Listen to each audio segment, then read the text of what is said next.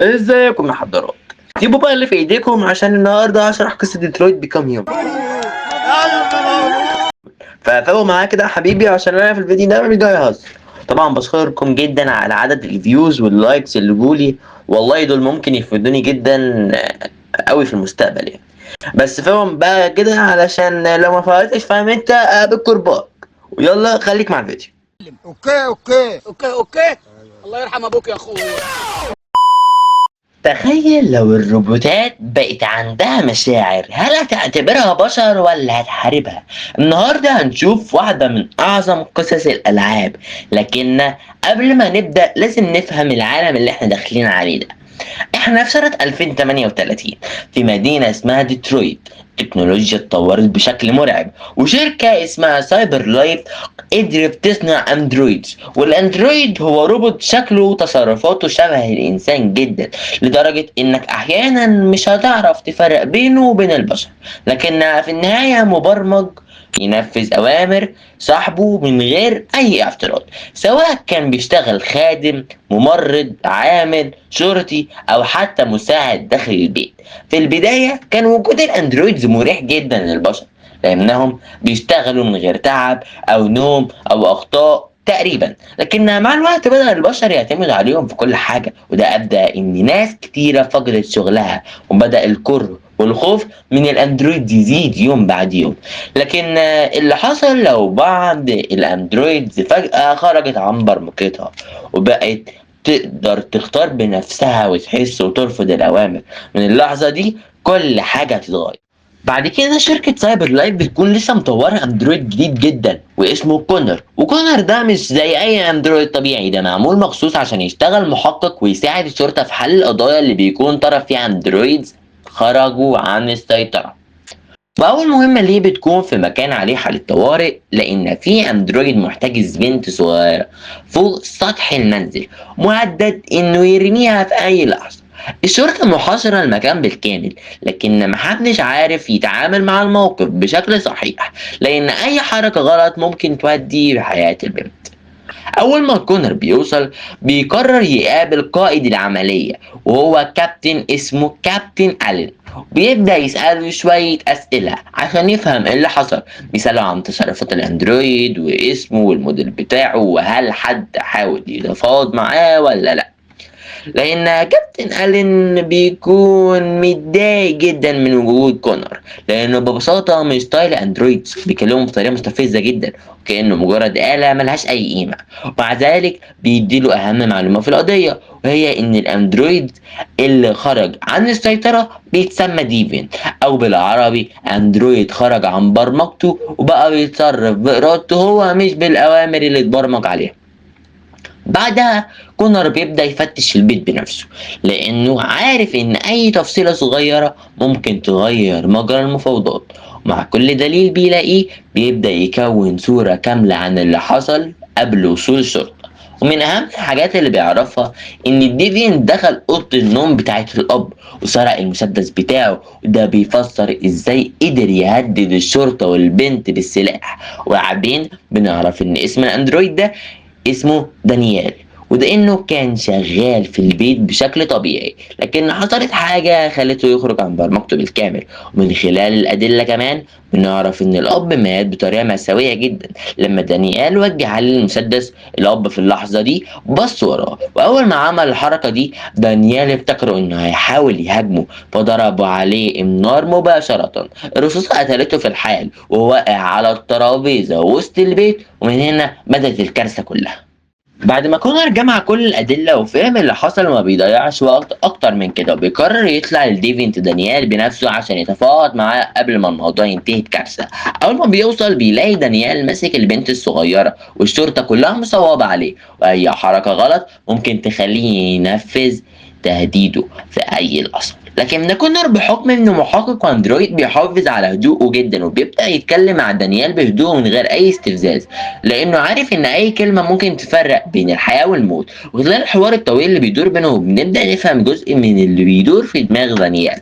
كل اللي كان عايزه في اللحظة دي هو عربية بيهرب بيها بعيد عن المدينة، ومن بعدها يسيب الكل ويمشي من غير ما يأذي حد تاني.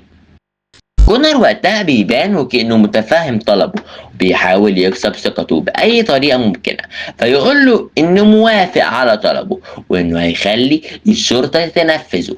لكن في المقابل لازم دانيال يثق فيه ويهدى شوية. مع استمرار الكلام دانيال فعلا بيبدأ يصدق إن كونر هيقف في صفه، بيقلل حذره تدريجيا. وهنا كونر بيستغل اللحظة دي بأفضل شكل ممكن.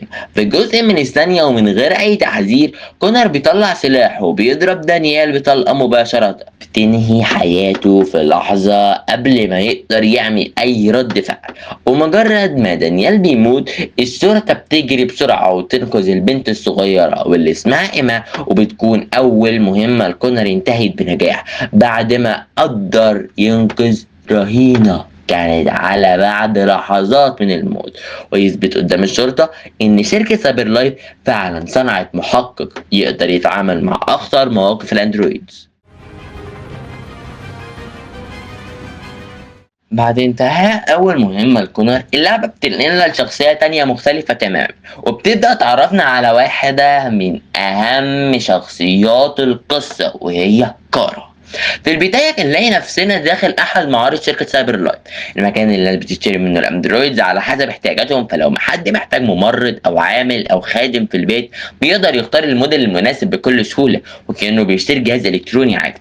وفي الوقت ده بيدخل راجل اسمه تود للمعرض وبيستقبله أحد الموظفين، وبيبدأ يعرض عليه مجموعة من الأندرويدز المناسبة للاستخدام المنزلي. الموظف بيرشح له إن الموديل ده بيقدر ينظف البيت وبيطبخ ويرتب ويهتم بكل الأعمال المنزلية من غير أي تعب أو شكوى، وده بيخليه اختيار المثالي لأي شخص محتاج مساعد داخل البيت. تود بيعجبه العرض ما بيفكرش كتير، ومن اللحظة دي بتبدأ رحلة كارا مع صاحبها الجديد من غير ما تكون عارفة إن حياتها كلها هتتغير بعد القرار ده. بعد كده اللعبة بتنقلنا للشخصية التالتة والأخيرة من أبطال القصة وهو ماركوس. ومن أول مشهد بنفهم إن حياته مختلفة تماما عن كونر وكارا. ماركوس عبارة عن أندرويد بيشتغل خادم ومساعد شخصي عند واحد من أغنى الشخصيات في مدينة ديترويت واسمه كارل. لكن العلاقة اللي بينهم مش مجرد علاقة صاحب بخادم، لأن كارل كان بيعامل ماركوس باحترام كبير جدا ودايما كان بيكلمه كأنه شخص حقيقي مش مجرد آلة بتنفذ الأوامر. كارل للأسف راجل كبير في السن وكمان عاجز وبيتحرك باستخدام كرسي متحرك، وعلشان كده ماركوس هو المسؤول عن مساعدته في كل تفاصيل حياته اليومية، بداية من خدمته في البيت لحد خروجه وتنقله لأي مكان آخر. ومن الحاجات اللي بتميز كارل إنه رسام مشهور جدا، والرسم بالنسبة له مش مجرد هواية، ده شغله وشغف والحقيقي والحاجة اللي بيقضي فيها أغلب وقته. فبيطلب من ماركوس يروح يجيب ليه مجموعة ألوان جديدة من أحد المحلات المتخصصة. بالفعل ماركوس بينفذ الأوامر من غير أي تردد ويروح يشتري كل اللي كارل طلبه. لكنه وهو راجع البيت بيحصل له موقف بيورينا لأول مرة نظرة جزء كبير من البشر للأندرويد. مجموعة من الشباب بيلاحظوا إن ماركوس أندرويد، بدل ما يسيبوه في حاله بيبدأوا يستفزوه ويسخروا منه، وبعدها الموضوع يتطور أكتر فيعتدوا عليه بالضرب ويوقعوه على الأرض ويفضلوا يهينوه بالألفاظ وكأن وجوده ملوش أي قيمة. وأكتر حاجة مؤلمة في الموقف ده إن ماركوس ما بيقدرش يدافع عن نفسه، مش لأنه ضعيف لكن لأنه ببساطة مبرمج إنه ما يأذيش أي إنسان مهما حصل. فكل اللي يقدر يعمله إنه يستحمل الإهانة لحد ما الناس دي تمشي وتسيبه. وبعد اللي حصل ماركوس بيقوم من على الأرض ويلم الألوان اللي اشتراها وكأن مفيش حاجة حصلت، وبعدها يركب وسيلة المواصلات ويرجع لبيت كارل من غير ما يرد الإهانة أو حتى يحاول ينتقم. وده بيوضح قد إيه الأندرويدز في العالم ده كانوا مضطرين يتحملوا معاملة قاسية من بعض البشر من غير ما يكونوا عندهم حق الاعتراض. بعد كده اللعبة بترجعنا تاني لقصة كارا وبنشوفها وهي راكبة العربية مع صاحبها الجديد تود، وفي الطريق رايحين البيت اللي هتبدأ تشتغل فيه من النهاردة. وأول ما بيوصلوا بنبدأ نتعرف على أفراد البيت. أول شخصية بتلفت انتباهنا كلنا هي بنت صغيرة اسمها أليس، ومن أول لحظة بنلاحظ إنها طفلة هادية جدا وخجولة، لدرجة إنها أول ما شافت كارا واقفة قدامها جريت بسرعة واستخبت من غير ما تقول أي كلمة. وده بيدينا إحساس إن البنت دي مش مرتاحة أو إن في حاجة مضايقاها. أما تود فبيبدأ يشرح لكارا شغلها داخل البيت، بيقول لها تنظف الأوض وتغسل الهدوم وترتب المكان وتجهز كل حاجة، لأنها من النهاردة مسؤولة عن كل الأعمال المنزلية. وبحكم ان كارا لسه اندرويد عادي، فهي بتبدا تنفذ كل الاوامر من غير اي اعتراض او حتى سؤال. واثناء ما احنا بنحط الهدوم في الغسالة ونضيف مسحوق غسيل، بنلاحظ حاجة غريبة جدا. جوه المسحوق نفسه كان فيه كيس صغير، والكيس ده كان باين عليه انه مخفي عمدا.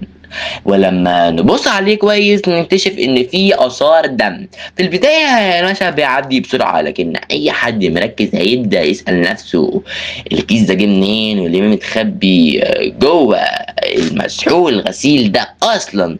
وفجاه ومن غير اي مقدمات تود بيدخل على كارا وهي واقفة قدام الغسالة، ويبص لها بنظرة كلها تهديد، ويقول لها بمعنى واضح جدا إياكي تفتحي بقك لأي حد عن اللي شفتيه، لأنك لو عملت كده هتندمي. طبعا كارا لأنها مبرمجة على طاعة أوامر صاحبها ما بتقدرش تعترض وبتوافق فورا من غير أي نقاش. وده يعتبر أول ريد فلاج حقيقي في شخصية تود، لأنه واضح جدا ان الراجل ده مخبي مصيبه وطريقته في الكلام مش طبيعيه خالص. وبعدها واحنا مكملين تنظيف البيت بندخل اوضه تود عشان نرتبها، وهناك بنلاقي عبوه مليانه حبوب، واللعبه في الوقت ده ما بتقولناش هي ايه بالظبط، لكن من شكلها وطريقه وجودها في الاوضه نقدر نستنتج انها يا اما ادويه مهدئه او نوع من الحبوب المشبوهه اللي كان مدمن عليها. وساعتها بنبدا نربط الاحداث ببعضها. كيس غريب في دم جوه مسحوق الغسيل، تهديد مباشر لكارا، وحبوب غريبة في أوضة التود، وكل ده يخلي إحساسنا بيقول إن في حاجة غلط جدا بتحصل داخل البيت ده، وإن الأيام الجاية مش هتكون سهلة أبدا على كارا. بعد كده بنرجع لماركس تاني وبنشوفه ان رجع بيت كارل اخيرا، فبيصحيه ويساعده يفطر، وبعدها بيجي وقت الرسم. وبصراحة يا جماعة انا مش بجامله، كارل كان رسام موهوب جدا، واللوحات اللي كان بيرسمها كانت جامدة فعلا. بعد كده بنرجع لكونر وبنشوف واقف قدام خمارة، لأنه رايح يقابل شريكه الجديد في الشغل المحقق هانك أندرسون. وأول ما بنشوف هانك بنفهم إنه مدمن خمور، وكمان واضح جدا إنه مش طايق فكرة الشغل مع أندرويد. كونر بيعرفه بنفسه بكل هدوء ويقول له إنه هو هيشتغل معاه من النهاردة. وبعد ما هانك يخلص الاتنين بيتوجهوا مباشرة لمسرح جريمة جديد، وهناك بيلاقوا راجل مقتول بطريقة بشعة والطعن 28 طعنة. والأغرب من كده إن المشتبه الرئيسي في الجريمة هو أندرويد خرج عن برمجته. كونر بيبدأ يفحص المكان ويجمع الأدلة ويعيد ترتيب الأحداث بدقة، ويستنتج إن الضحية ضرب الأندرويد الأول بعصاية بيسبول، فالديفينت رد عليه بسكينة. ولما الضحية وقع على ترابيزة المطبخ وحاول يهرب للصالون، الأندرويد لحقه وسدد له 28 طعنة. لكن المفاجأة إن الديفينت ما هربش من البيت أصلا، وهنا كونر يستخدم قدراته الخاصة ويتتبع الدم الأزرق الخاص بالأندرويد، واللي أصلا غير مرئي للبشر، لحد ما يوصل لدور صغير فوق البيت، وهناك يكتشف مكان الديفينت ويبلغ هانك، والشرطة تبدأ تحاصر المكان اللي قبض عليه.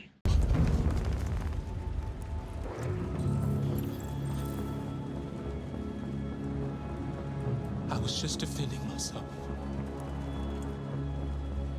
He was gonna kill me.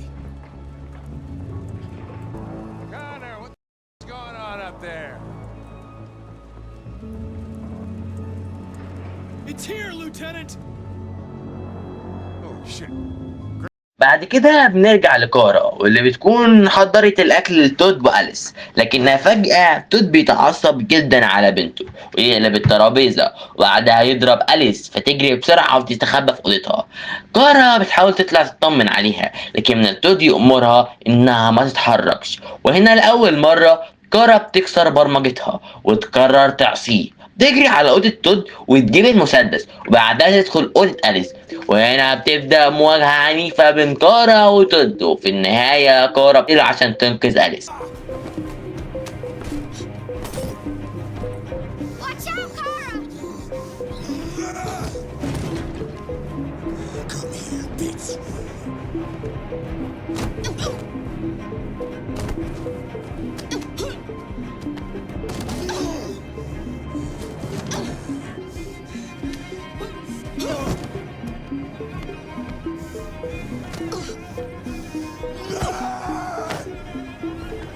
Stop, Dad! Don't hurt her!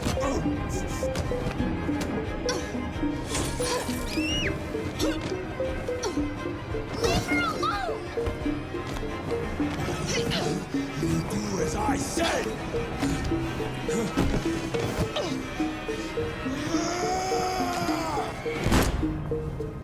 أليس بتكون في حالة صدمة وخوف، فكارا بتاخدها والاتنين بيهربوا من البيت قبل ما الشرطة توصل لتبدأ من هنا رحلتهم الحقيقية مع بعض. في نفس الليلة ماركوس بيخرج مع كارل عشان الاتنين يتمشوا شوية ويشموا هوا، لكن أول ما بيرجعوا البيت كارل يلاحظ إن نور الاستوديو شغال رغم إن محدش المفروض يكون هناك، ويطلب من ماركوس يبلغ الشرطة. بعدها يدخلوا يشوفوا إيه اللي بيحصل، وهناك بيتفاجئوا بريو ابن كارل وهو بيحاول يسرق لوحات ومخطوطات عشان يبيعها ويجيب فلوس، ويدور نقاش حاد بينه وبين كارل قبل ما ليو يوجه غضبه كل ماركوس ويبدأ يهينه بالكلام ويضربه، رغم ان كارل يطلب من ماركوس انه ما يدافعش عن نفسه الا ان الضرب يزيد. في لحظة ماركوس يكسر أوامره لأول مرة ويزق ليو بعيد عنه، لكن الدفعة بتكون قوية أكتر من اللازم فيخبط راسه في جهازه ويموت في الحال. كارل ينهار من الصدمة لأنه ما يحملش ماركوس المسؤولية ويطلب منه يهرب قبل ما الشرطة توصل، لكن الوقت بيكون فات والشرطة بتحاصر المكان وتشوف كل الأدلة ضد ماركوس، ومن غير أي تردد تطلق عليه النار لتنتهي الليلة دي بخسارة كارل لابنه وبخسارة الشخص الوحيد اللي كان بيعامله كأنه إنسان حقيقي. كده كل شخصية من الشخصيات الثلاثة بقت في طريق مختلف تماما عن اللي بدأت بيه. كونر بدأ أول قضية حقيقية ليه مع هاني، وبدأ يكتشف إن الأندرويدز اللي بيخرج عن برمجتهم مش مجرد آلات بتقتل وخلاص، لكن ورا كل واحد منهم قصة. أما كارا فبعد ما أنقذت أليس من أسوأ ليلة في حياتها بقت مطلوبة من الشرطة، وكل قدامها دلوقتي إنها تفضل هربانة وتحاول تحمي البنت دي مهما كان الثمن. وأخيرا ماركوس الشخصية اللي كانت عايشة في سلام وفي لحظة واحدة خسر كارل وخسر حياته القديمة واتضرب بالرصاص قدام الشخص الوحيد اللي كان بيعامله كإنسان حقيقي. لكن السؤال الحقيقي هنا، هل دي فعلا نهاية ماركوس؟ وهل كارا هتعرف تهرب من الشرطة؟ وإيه اللي هيكتشفه كونر في القضية اللي ماسكها؟ كل الأسئلة دي هتبدأ تتجاوب واحدة واحدة في الجزء الجاي، واللي من وجهة نظري هو بداية الأحداث الحقيقية للعبة ديترويت بيكام هيومن. فلو استمتعت بالفيديو ما تنساش تدعمني باللايك والاشتراك واكتب لي في التعليقات مين أكتر شخصية شدت انتباهك لحد دلوقتي، كونر، كارا ولا ماركوس؟ وأشوفكم إن شاء الله في الجزء الجاي. سلام.